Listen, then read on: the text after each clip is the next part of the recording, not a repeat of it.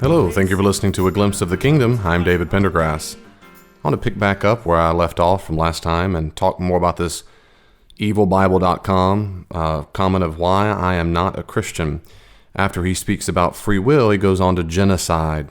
Now, this is a long section. I won't read all of this, but it's the same idea that you always read about, which is the holy war mentioned in the Old Testament. He specifically mentions Numbers 31, where Moses tells his troops to attack the Midianites. And for him, of course, this is overwhelmingly incredible. He says, in his sarcasm, the author says, quote, "Yes, friends, this is biblical, infinite mercy and compassion for you. I particularly like the way that Moses got upset with them for sparing women and male children, but allowed the young girls to be kept for later raping." End quote. A few things there. The people need to talk about warfare in the Old Testament. You ought to be prepared to talk about it because it's a really good point. Let me say quick things about this. This biblical infinite mercy and compassion, again, is back to the point I made in the first podcast, which is it's a confusion of understanding. God is infinitely, I don't like the word infinite because infinite implies quantity. It's not based on quantity, it's based on quality. God is perfectly merciful and perfectly compassionate. He's also perfectly just. But God chooses to exercise his mercy and compassion at different times, and that is completely up to him to do so. So in this particular text, God is not extending his mercy or compassion to the Midianites. Now, why, according to the author of Numbers, is God not extending mercy and compassion? That is because of what they have done to Israel. In this particular ancient world context, and only in this particular world ancient context, God forms a theocracy, and a nation that is ruled by the priests. And so when God gives a commandment for the people and he's trying to make them a holy nation of priests, it is extremely important only in this time period for them to act a certain way. When they deliberately, constantly intermingle with other cultures and sin, and God punishes them, it's a bad thing. It's a really bad thing. For example, in Numbers 31:16, Moses is upset because they didn't kill all the people because Moses says, quote, in Numbers 31:16, "Look, these people through the counsel of Balaam, the false prophet, calls the Israelites to act treacherously against Yahweh in the matter of Peor, which resulted in the plague among the community of Yahweh." So they're saying is, because their people kept sinning, God sent a plague to punish them. The ancient Israelites saw the local cultures and indigenous people groups like people who had a horrible, instantaneous, terminal disease. And if you came in contact with them, you were certainly going to suffer the consequences of coming in contact with them. That's how they understood sin to be. And so for that time period, when God was trying to form a nation group, I'm emphasizing that time people over and over and over because that's exactly how we should understand it. This is not at all applicable to today. When God was trying to do it to the people group back then, he's trying to get them not to come in contact with local indigenous people groups in a way that would influence them not to be the kingdom, the nation of a priest that he wanted them to be, because God is a perfectly moral being, perfectly holy. So when Moses commands the Israelites to fight the armies as these tribe against tribe is exactly how they would have understood God's working through them in judgment. It's not because they're racist. They just simply hate Midianites. It's because they see this as a ban, B-A-N, that is a holy war, as God's judgment on the people for their sin. And when they think that they're all to be killed, including the women who would influence them, that's why it says to kill those who have had sex with men, because they influence them. That's the sin they can't come, the disease they can't come in contact with, including males who could grow up to offer their gods.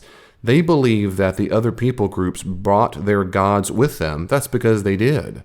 They did, and those gods would influence them. So they went to war. They battled them, rather, the Midianites, as they had back and forth. And the Jews believed, according to Numbers 31, that this was God's judgment upon the Midianites for what they had done to the Israelites. Let me say a second thing about that. So the first thing I'd say is they believed that, according to Numbers, that this was God's judgment because of a holiness issue. And secondly, it was only back then, has nothing to do with now. God does not judge people that way. Thirdly, I would say it's also conceivable that they were wrong, that they misunderstood, and that God did not say it was an act of judgment upon them. Now, you might have a view of God, of the Bible, inerrancy, inspiration, whatever, that precludes that option. All I'm saying is it is certainly possible that they misunderstood him, and that this is just tribal warfare gone amok, or they were just mistaken. They misunderstood God. Okay, maybe they misunderstood God. There's all kinds of options here. But I'm not quickly going to the option where they just misunderstood him, because I want to say, if God is perfectly moral, does God not have the right to judge people as he sees fit? Of course he does. He's perfectly moral. We are owned by God. If I go outside and start slashing the tires on my truck, and you saw me do it, you might think me crazy. You would not think me evil. The reason why is because it's my truck. I can do what I want with my truck. Well, the universe is God's truck, including us.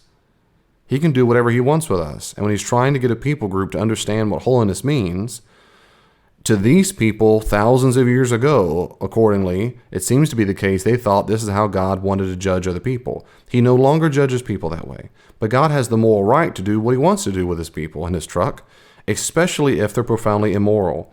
Something he says in this essay is that these people had done nothing, basically nothing wrong. And that's completely false. These people were overwhelmingly immoral. Now, you don't have to take my word for it. You can read the Old Testament carefully. You can also read other ancient texts that speak about the Canaanites and what happened in the ancient world. He goes on to talk about Joshua and Pharaoh. It's a whole bunch of stuff. When he talks about Joshua, he says it's a long sequence of atrocities. I agree. It is a series of atrocities if I'm a pagan. If I believe that, let's assume they were telling the truth and they did not misunderstand God. If God chose to judge those people that way, he has the right to do it. He has the right to do it. Now, let me say something I didn't say a second ago. I've said all this in other podcasts, but in case you're new to my podcast, something you need to remember. Whenever it talks about warfare, particularly in Joshua, but even in Numbers, whenever it talks about war, when the people in the ancient world spoke about warfare, they spoke about warfare hyperbolically. Now, you can demonstrate this easily by examining what we have in hieroglyphics from Egypt and even Mesopotamian cultures. Almost always, if not always, when they speak about warfare, it is exaggerative. It's hyperbolic. I'll give you a case in point. The very first, as far as we know, the most ancient, or maybe tied for the most ancient reference to Israel, Yitzrael, in the world outside of the Bible, comes from what's called the Merneptah Stela.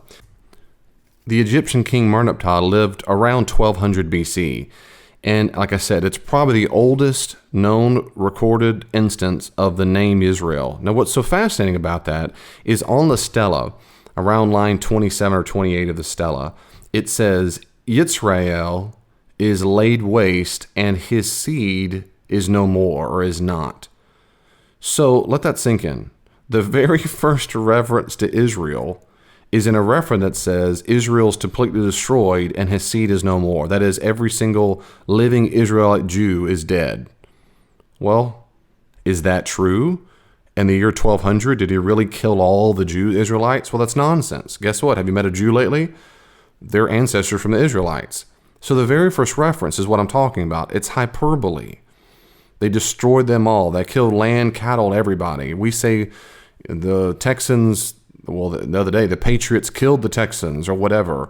We don't mean they really killed them. So it's highly likely that these statements in the Old Testament are hyperbolic, that there really was a battle or war, but it's hyperbole when it comes to what they actually destroyed. Again, historical context helps me know that. I'm not just making this up. You just need to read Old Testament scholarship. He goes on for a while also about Pharaoh and how Pharaoh heart was hardened and so forth. I've got a lot of this. If you listen to my podcast on Questions from a Mother, it's I think in 3 parts, 2 or 3 parts, and I cover all of that issue about Pharaoh's heart. So listen to my podcast called Questions from a Mom or Questions from a Mother. He goes on to another section on neglect. Most of us, he says, quote, most of us, given omnipotence, that means all-powerfulness, would be able to do a far better job than Jehovah. What would you do if given omnipotence? If your answer is anything other than, quote, abolish world hunger, disease, or save the earth, quote, there's something more than a little skewed in your perception of mankind. There's no question that the very balance of life is in peril.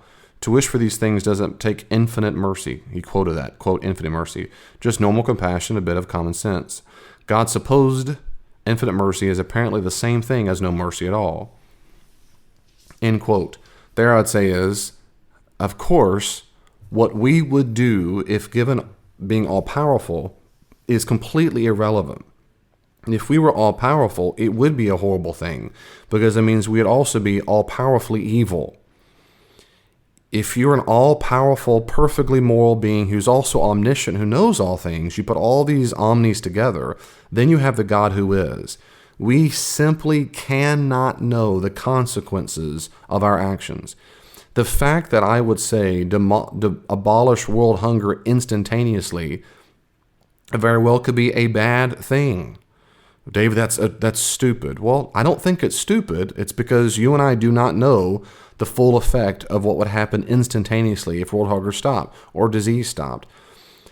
Now, I'm not going to defend it now. I can't suggest to you in a scientific laboratory exactly or defend it why that's exactly true. Within the Christian worldview, I know to trust God. I know to trust that in his all-knowingness, his omniscience, that in fact he is doing exactly, he is allowing history to unravel exactly how he would like it when there are free-willed individuals going on that live on the earth. If God will abolish world hunger, he will abolish disease, and he will save the earth. And when he does, it's over. As C.S. Lewis says, when the author of the play walks onto the stage, the play's over. When the author walks on the stage, the play is over. It is over. There will be no need to say, I don't want to stand when you only can lie down. Or the point is, now is the chance to allow our free will to really have the freedom to see what we do if we are morally responsible for our fellow human beings. We are morally responsible. So God will abolish world hunger, disease, and save earth. He's not doing it right now because right now we have the opportunity to develop our character and for him to see what we really will do when given the kind of freedom we have. And that is, we are not in a kind of existence where we are overwhelmed by the presence of an all-powerful, loving, good God. He gives us a distance to see what we'll do, which is exactly what happens when I do with my children. When I give them something to do to clean up the room or whatever, and I leave them alone. If I were to stand in the room and look at them the whole time, they're going to act differently than if I'm not in the room. If I really want to see how my children behave, if I really want to see what the character is and know what the character is like, I can't be right in their presence. I can't. Well, that's what God does with us. He removes his presence from us to allow us the freedom to really see what we'll do with our character and allow our character to form. He goes on to say, quote, what makes this particularly unforgivable is that even Jesus' own standards demand feeding of the poor. See Matthew 25:35, in which it is stated that the blessed feed the hungry and that the damned do not. I find it funny that God is held blameless, though, for not feeding them. And he says, what about practicing what you preach? End quote. Again, context will clear things up. In Matthew chapter 25, Jesus is giving a parable. And I talk about this in another podcast as well. He's giving a parable about what seems to be the case. The parable is about Gentiles treating Jewish disciples, or particularly his disciples, who at the time would have been Jewish. It's about whether or not the Gentiles treat the Jewish disciples well or not. So, is it true that Jesus supports feeding the poor? Absolutely. Jesus apparently helped feed the poor when he multiplied the bread and the fish and things like that. It is not the case that God wants to drop heavenly bread and fish on everyone's lap. That's not the way God has designed the universe. What I find to be the case is that most skeptics and atheists don't like the way God is doing it. Well, I don't always like that either. They want God to instantaneously heal all diseases at all times and all food shortages to be all that. Well, when you do all these things, which he will, it gets rid of what humans are morally responsible for. This is the problem. This is, again, one of the things that makes atheists mad. And I understand from their perspective why it makes you angry. I get it. All I'm saying is it's just not true. You have a false belief. In the Christian view, which is true, God deliberately wants to use humanity in the kingdom of God. He deliberately wants to use humans for his behavior in the kingdom of God. He wants us to be his hands and feet. He wants us to feed the poor and help the homeless. And so he wants that to happen. That's what disciples are supposed to do. He wants to use us. We work on his behalf. And in so doing, it's as if he's taking care of them. That's what happens. That's why Christian communities do that for each other so very well. Even with all the horrible people in churches, there's a whole lot of good ones. And I have been overwhelmed by the amount of mercy and compassion and food and billions of human hours of work been put in by the church. I'm not saying others can't do it. I'm saying is they have done very good things. So what ticks people off is God doesn't end it all right now. Well, he doesn't do it all right now because of all the reasons I've said before. He doesn't want to do it that way right now. He wants to give us a chance to develop our character. He wants us to have a chance to respond to him freely. He wants to see what's going to happen to what we do with ourselves when we're not overwhelmed by the profound love and joy that will only come when we're face to face with him. We have this time on earth, this short time on earth to exist as we are right now, to see what will happen for the world to come. And if he put us in the world to come already, we would be overwhelmed by his presence such that we would not want to do anything else. And a character wouldn't develop. Character does develop on earth. Now, there's a lot more there. I've done podcasts on evil and suffering. So if you don't like my short answer, I don't blame you because it's real short and it's making you really mad. Go listen to my podcast on suffering and evil. I have 2 of them. They're from a long time ago. They're from the year, hopefully you can find, if not, let me know. I'll send you a direct link, but they're on my podcast, on my website, iTunes, and otherwise. They're from, you'll see them. He goes on further. This next section is called Faith is Required to Know God.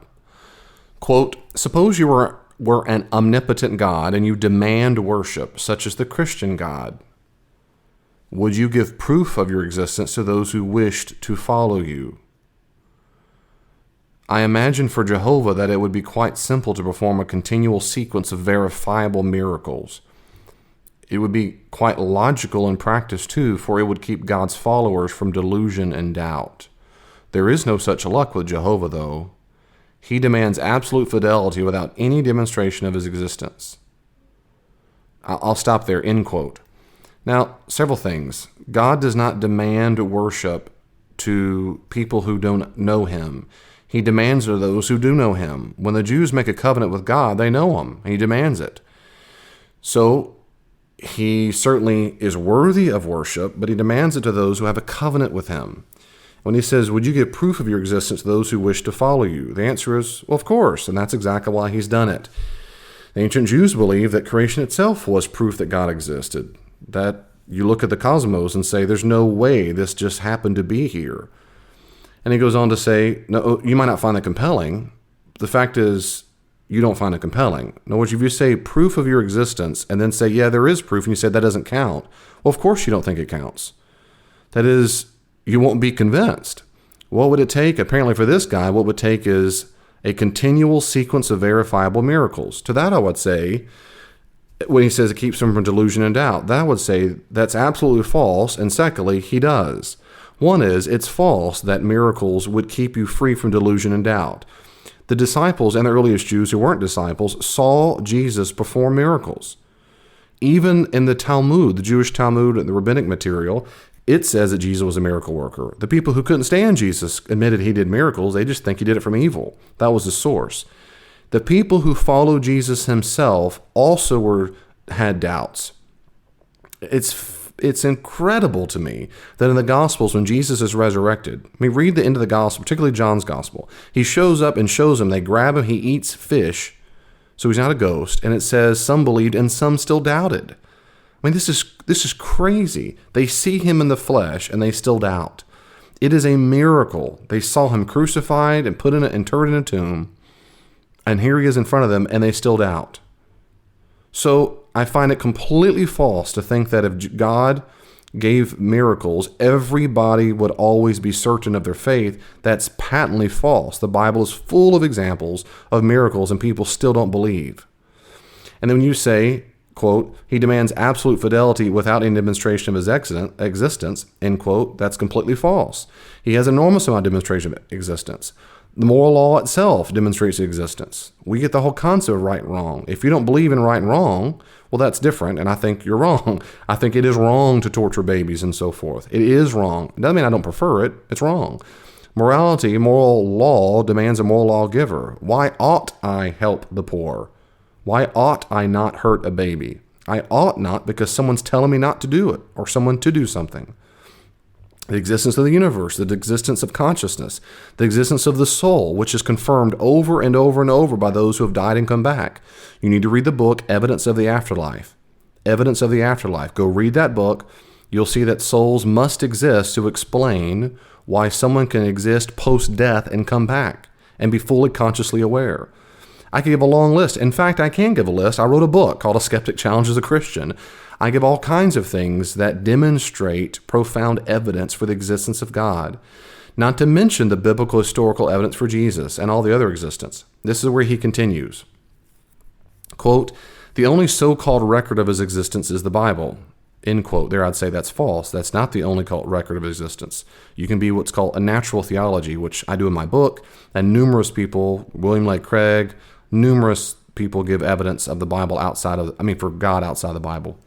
Anyway, he goes on, quote, I think it pretty much goes without saying that not only is the Bible 2,000 years outdated, but it is also very unoriginal. Any Christian who proposes that the Bible is indeed evidence for God's existence is proposing a double standard, for there are many books which claim to be actual accounts of a higher power. With this in mind, why not believe in Allah from the Quran? Could it be because your faith is what determines your belief and not your so-called, quote, factual book, end quote? And that's a good point. But not the first part. When he says it goes without saying that the Bible is 2,000 years outdated, I'm not sure what that means. If he means outdated as in it no longer tells us how to make boats or how farming is to be done, maybe he's right. If he means that it's completely irrelevant, well, that's completely false. It depends on what it is you're trying to find in the Bible. It's profoundly not outdated when we're trying to determine what happened in history in general in the ancient world. It's a profoundly good source of what happened in the ancient world. When he says a very unoriginal, well, again, my response is, give me evidence for that. What evidence do you have that the Bible is unoriginal? In fact, a whole lot of what we know about the ancient world only comes from the biblical texts themselves. So that is original, in fact. It's corroborated outside the Bible, but a lot of things are not corroborated, which means, therefore, it's original. When he says that it's a double standard because other books have claims higher power, my response is that now we're finally onto a good point, it seems to me, and that is, why not believe in Allah from the Quran? And the answer is, it has to do with evidence.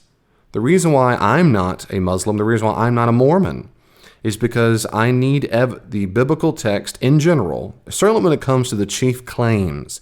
I need corroborating historical evidence for the things that occurred. I need good reasons to believe it. And I'm convinced that the New Testament in particular has overwhelming amount of corroborating data to support it, unlike the Quran and unlike the Book of Mormon. I wrote a book. I tell you my book, why I think that's the case. So I'm not having a double standard. I'm having the same standard. If the New Testament were as bad on geography as the Book of Mormon, I wouldn't believe it, and so forth. He goes on there and says, quote, let's examine what faith is. The definition of faith is hope for a circumstance or thing that is not proven to be true. There is no virtue in accepting something on faith, since it may very well be false, and it is clearly not virtuous to believe the false. End quote. Let me say that. That's completely false, what he just said. That is not the definition of faith in the Bible at all. I have no idea where this came from. It is not hope for something that is not proven to be true. It has something to do with trust. The word pistis in Greek means trusting something, have faith in something, because it's trustworthy.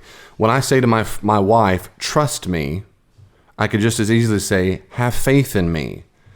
Now, if I just met her and said, have faith in me or trust me, you would have a reason to doubt me because you don't know me. But I wouldn't say that unless it was in a dire situation. There's a flood coming, grab my hand, I'll help you, trust me. Well, they got to make up their mind right then. But that's not what happens in the biblical text. Whenever faith is used in Jesus, it's because they have reason to believe in him. So he's completely misunderstood the biblical concept of faith. So in his definition, maybe that's true. That would be nonsense. I would never, ever believe in Christianity if trust or faith meant you have to believe it when it's not proven to be true. That's what I call blind faith. Who knows if it's true? No one has a clue, but you got to believe it. I absolutely do not have blind faith, and that is absolutely not at all what is understood or suggested or approved in the Bible. He goes on to talk about faith some more, and he says, faith has also been proven throughout history, time and again, that it is equivalent to massive hysteria. That is, crusades, burning times, I don't know what that means, inquisitions, holy wars, etc. On a grand scale, faith thus far has only proven to be an intellectual weakness and a significant barrier to scientific and moral progress. With all this in mind, how can God possibly expect us to view faith as the greatest way to glorify him, let alone demand this of us? Again, end quote, I would say to that, of course, it's not true that faith has proven time again it's equivalent to massive hysteria. I have faith in Jesus. I'm not historical. I've never experienced or participated in a crusade or a burning time or an inquisition or holy war. There are people who think God has led them to do that, and they would call that, because they have faith, God has commanded it. But you cannot at all put justifying faith with doing things like the Crusades. Jesus would have never supported the killing of innocents in the Crusades, ever. And an inquisition, well, anyway, I'm going for a long time about that. But all to say, his faith definition is completely wrong, and it is, faith does not lead someone to go kill a person.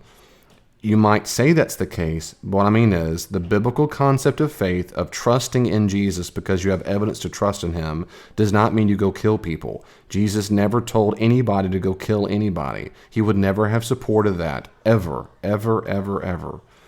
And I'm going to say it's intellectual weakness is absolute nonsense.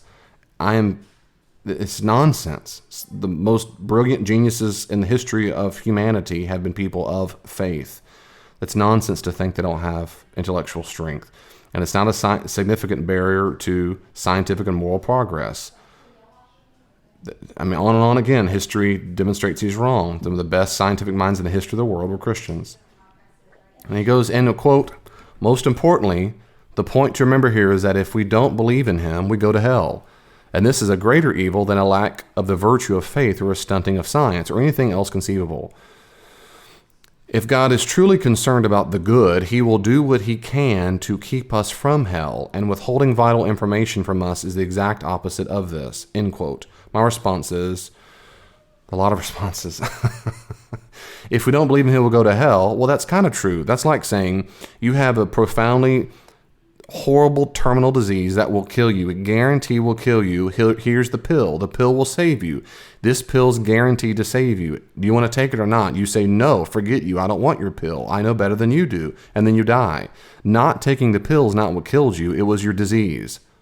Well, we don't take the pill of Jesus. The disease we have is called sin. And when he says that the only reason we'll go to hell is because we don't believe in him is nonsense. That's false. It's not the biblical picture.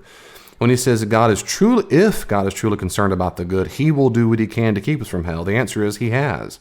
He has done what he can to keep us from hell. Yes, he has. He has given us Jesus. And he says withholding vital information from us is the exact opposite of this. Well, I would concur with that. He has not withheld vital information. He's given us exactly enough what we need to know through the biblical text. So again, I disagree on everything he said there, basically. He goes on to say that God is the creator of evil.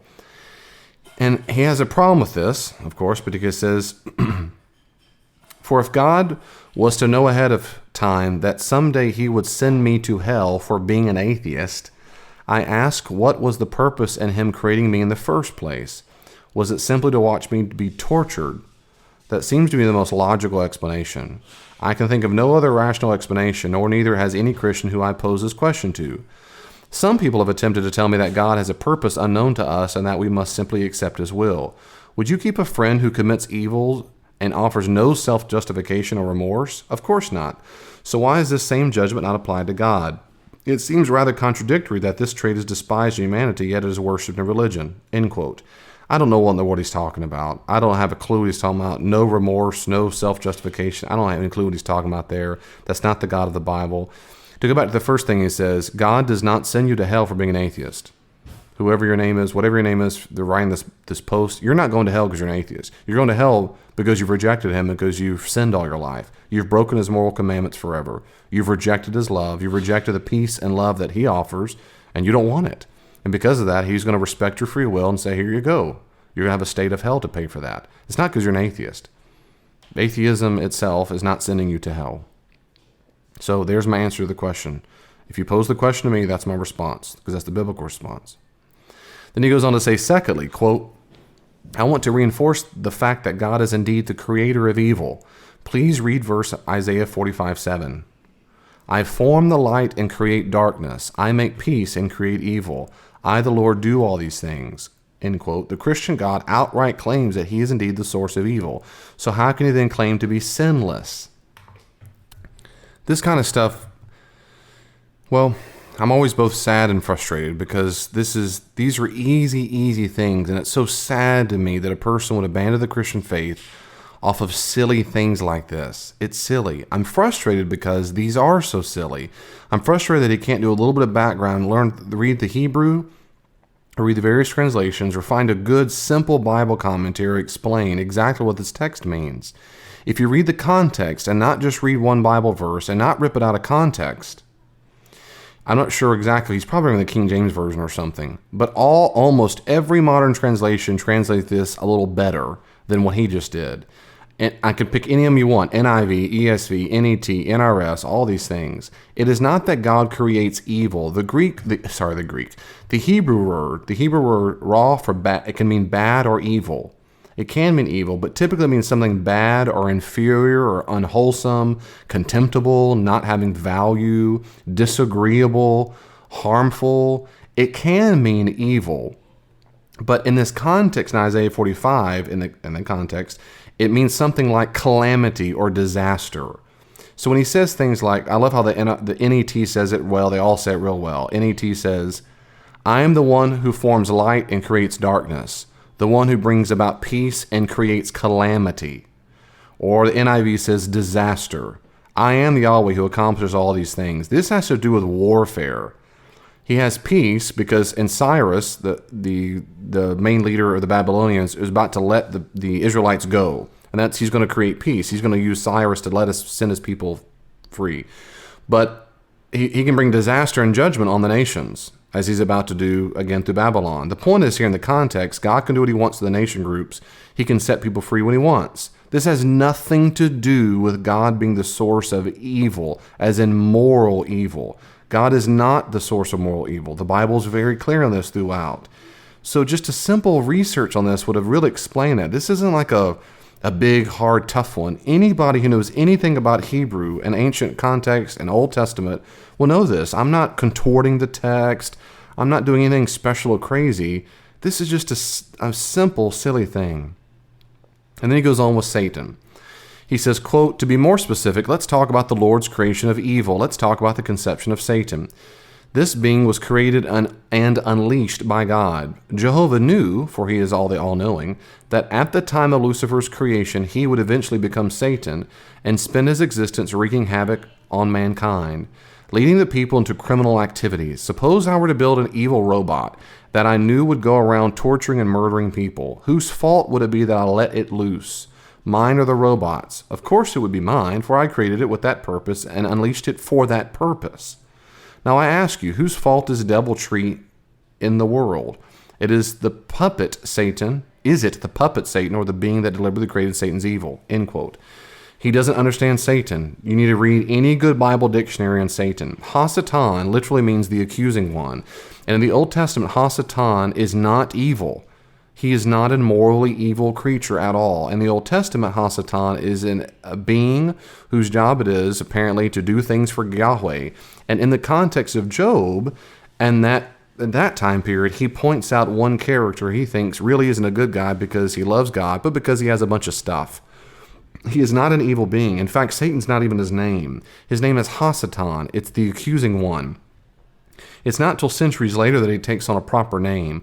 By the time we get to the New Testament, there's an evil being they call Beelzebul, Belial, Hasatan, the Satan, the Diabolos, the deceiver. Then there's an evil creature. And this evil creature who tempts people is not caused to tempt or caused to do things by God. Did God know that this being would do those things? Sure. Is God to blame for a creature using its free will to do bad things? The answer is, of course not. So when he goes on to say that a being that it was created for that purpose and unleashed for that purpose, my question is, what evidence do you have for that? What evidence do you have in any kind of Jewish or Christian literature that demonstrates, in the first couple centuries, that demonstrates that God created an evil being created for the purpose of leading people into criminal activity, as you just say it? I know of no biblical text that says that at all. There's no biblical reference at all, or the first couple centuries AD of the Christian church, that says that this evil creature was created to do evil things. At most, we have a being who had free will, who decided to, quote unquote, they said, fell from heaven. And that becomes particularly popular in Jewish apocalyptic imagery. But it's not because God created it in order to do evil. Then he goes on and on about Adam and Eve and other things. I think I didn't really follow his point there at all. And except he's blaming Adam and Eve. He says, supposedly, quote, when Adam and Eve fell from grace, they single-handedly brought evil into the world. All you have to do is think logically for a moment, and you will obviously see something is very unjust with this concept. Could any rational being hold a starving infant in Ethiopia responsible for the actions of two long-dead people? Or perhaps you would find it fair to be convinced of Jack the Ripper's crime. See, I don't understand it at all, end quote. I don't know what he's talking about. Adam and Eve did fall from grace, and they did bring evil into the world. That has nothing to do with why a child in Ethiopia is starving. People starve when they don't have food. They don't have food because they don't have access to food, or they choose not to eat. If Ethiopians starve, they don't have access to food because of where they live, either because they're overpopulated, because the parents wouldn't stop having sex, or because they have dictators above them who block food and stuff from them, and or it's because the Ethiopian parents or the grandparents or godparents or whatever don't do a good enough job preparing for the children. There's all kinds of reasons why they're starving children. It's not Adam and Eve's fault that children die of starvation. So I have no idea what he's talking about there and why that has anything to do. I've already said, I said I wouldn't say much because it doesn't make sense, and there we go. And of course, Adam and Eve's sin has nothing to do with the fact, at minimum, it has nothing to do with the fact that we sin. What I mean is, if you don't like the concept of original sin, that's fine. Then don't blame Adam and Eve. So my question is, Mr. Atheist, why do you sin? Why do you do that? Why do you do the wrong thing? If it's not Adam and Eve's fault, that's fine. Then why do you do it? If you don't like original sin, that doesn't mean you're not a sinner anymore. You still have to explain before God at Judgment Day why you did it. That's fine. I also don't think that Adam and Eve causes you to sin. Adam and Eve doesn't cause me to sin. I sin. I choose to sin. And I will be held responsible for my sin, not responsible for Adam and Eve's sin. He goes on to say here, quote, I must declare that a Christian that walks into a children's ward and insists that it is correct that children suffer as a result of the original sin must destroy themselves of all compassion and mercy. I insist that those who worship the Lord, knowing this hypocrisy, must be as cruel as the Christian God he or she believes in, a complete and utter moral degenerate taking stabs at protecting their belief system. A person as such would just as easily worship Satan as God in their blindness and faith, for apparently no amount of evidence will convince him that God was bad once they decided to worship him. Their basic assumption is that they are correct, which makes them untouchable by any amount of rationality, end quote.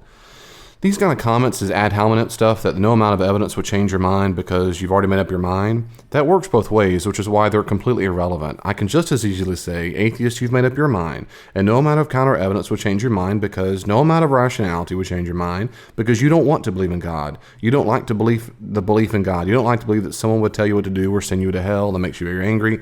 I can make up all kinds of psychological reasons why you would not want to believe in God. And then what do? Well, we're just stuck. because you're convinced I don't want to believe, and I'm convinced you don't want to believe. Well, that's irrelevant. Let's listen to our reasons instead. If we go back to the actual point you made, which is, if I walk into a children's ward and insist that it's suffer as a result of original sin, well then don't believe that. Don't believe it. You don't have to believe that children suffer because of original sin. You don't have to believe that. There's all kinds of other Christian alternatives than that Adam and Eve's sin causes children in a children ward to to suffer. Then disbelieve that. That's fine. You can still be a Christian and not hold that view. I don't have the view that original sin causes children to go to a children's ward because I don't have that view, and I'm very much a Christian. I think it's one of those last bits he says. This subject is human judgment.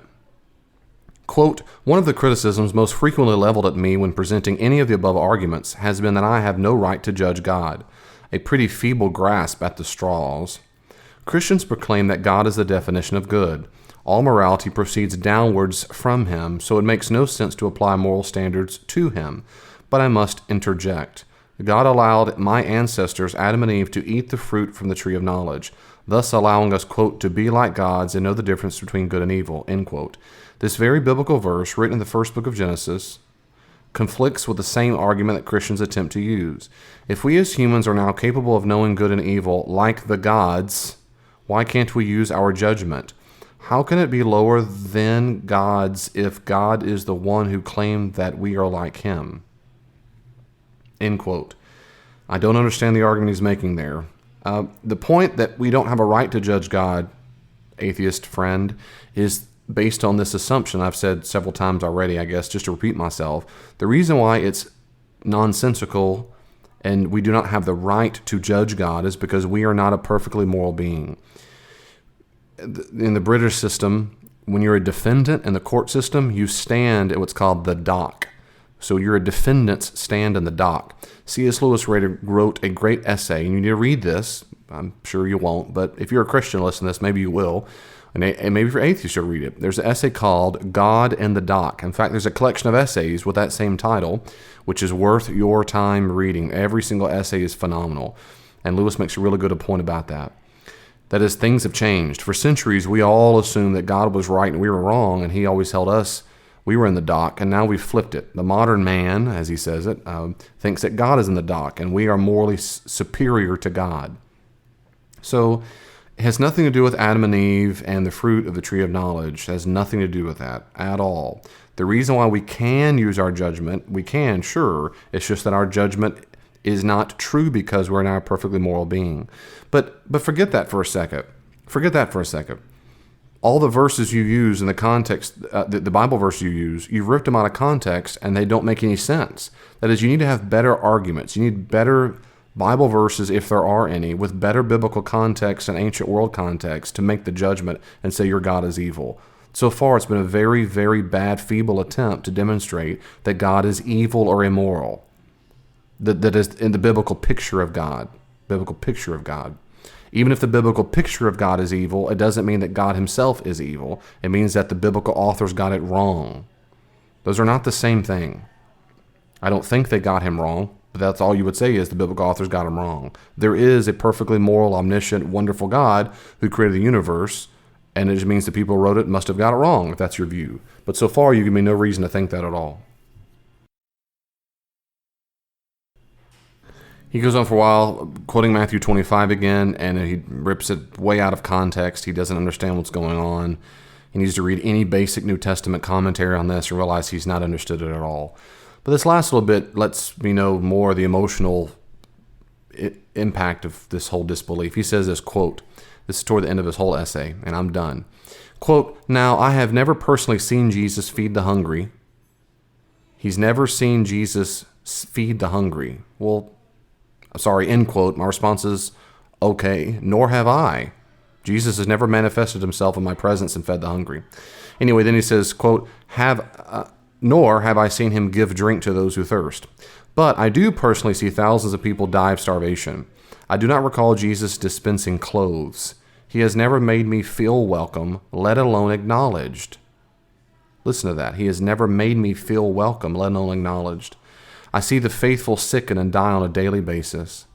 In light of this, Jesus himself is the worst of all sinners. If there is no double standard, he will be at the head of the line into eternal punishment. He is guilty of every crime of which he accuses the damned." End quote. It's this last profound blasphemy is why I'm both sad and scared for him. I'm sad because I hear the pain in his voice, that he's sad that he sees people get sick and die. And I'm sorry he doesn't feel welcome and acknowledged. I do feel welcome and I do feel acknowledged. And I've also seen people who are faith sick and die. I'm a pastor. I've been a minister for many, many, many years. I've seen many faithful people get sick and die. And not for 1 second have I been ever tempted to lose my faith in God. Ever. Ever. Because I have appropriate ways of understanding evil and suffering in the world. And he does not, so I don't have the same response. And this idea that Jesus is the worst of all sinners is just silly. It's just, well, it's silly. It's nonsense that he's the worst of all sinners. So he's worse than Hitler. He's worse than Stalin. He's worse than, it's ridiculous. He says in conclusion, quote, "I don't think I could ever complete a whole list as to what I find objectionable regarding the Bible. There are many more topics in which to tackle, such as sexism, infanticide, homophobia, and the likes. Frankly, I find it too tiresome to go on any further. As I read over all that I've wrote, I simply wish to close this essay with a very brief summation. I do not believe in the reality of God, except as a psychological phenomenon, but if I did believe, I would not worship that horror. It violates my morality to worship a hypocritical, judgmental, self-righteous murderer. In punishment, it could send me to the hell it's made for those it dislikes, and if there was no other choice but worshiping it, I would walk in proudly." End quote. That's the end of his essay. My response is, I don't blame you. I also don't believe in the reality of that kind of God, nor would I worship that kind of God. So we end the essay with you and I completely agreeing. I would never worship a hypocritical, judgmental, self-righteous murderer. Ever. Would never do it. We wouldn't do it. Just wouldn't do it. This other thing about the Bible being full of sexism, infanticide, homophobia, and stuff. Again, I would love to see the Bible verses that show that infanticide is what God wants, or that people are homophobic in the Bible. I would really like to see those verses in context and do some research and let me know exactly how that demonstrates those things. Well, that's really it. My final conclusions are, that's it. So I just went very briefly. I've done no research. I've just read briefly in these things. And if you're a skeptic, an atheist, it probably didn't compel you because of your reasons. And if you are a Christian, this might have maybe supported your claim. If you're a Christian, my encouragement is to get ready to these kinds of claims. If you talk to a person, to figure out what you would say to some of these basic questions, because you're going to hear these same things over and over. I noticed through his essay, it's the same themes over and over again, and that's what all atheists are mad about. They're mad about hell. They don't like the idea at all that God would punish a person. They don't like the idea of punishment. 2, they don't like the idea of evil and suffering. That's really it. Hell and evil and suffering. And 3rd, it depends on the person how important it is to them, biblical verses and chapters that were applicable to a small group of people 3,000 years ago really, really, really bother them. That no Christian upholds today. No Christian thinks that we're under the holy ban. No Christian thinks God punishes people that way anymore, and on, but it doesn't matter. So those are the big 3. If you get really good at hell, evil and suffering, and warfare in the Bible, or there's certain Bible verses like that, you will be able to handle an enormous amount of skeptical questions from people. Well, God bless you. Let's pray for him. I don't know what his name is. God sure knows who he is. Let's pray for him. Let's pray for people like him who are very much hurting, and they're angry, and they're very mad at a God they don't believe in. Let's pray for them. Let's be like Jesus to these people and love on them, be caring to them, not make fun. We can be frustrated at their arguments, and let's be as kind as we can to the person. God bless you. See you next time. Thank you so much for listening to the podcast. I really do hope that you enjoyed it. I hope you'll listen more. If you want more, go to davidpendergrass.com. There are tabs at the top that let you have access to all the podcasts I've recorded, to sermons I've done, books I've written. They're all there at davidpendergrass.com. You can also check me out on Facebook, facebook.com/glimpse of the kingdom, facebook.com/glimpse of the kingdom, and also look at my Twitter feed at glimpse the kingdom or at Dr. D. Pendergrass, at Dr. D. Pendergrass. There's tons of ways to reach out. I hope you will. Send me your questions, send me your comments. If you'd like to support the ministries of Glimpse of the Kingdom, you can also find ways to give online on davidpendergrass.com. If you'd like for me to come and do some consulting, check out my website, davidpendergrassconsulting.com, and I'll be happy to come out and speak to your organization and help and train any way I can. God bless you. See you online.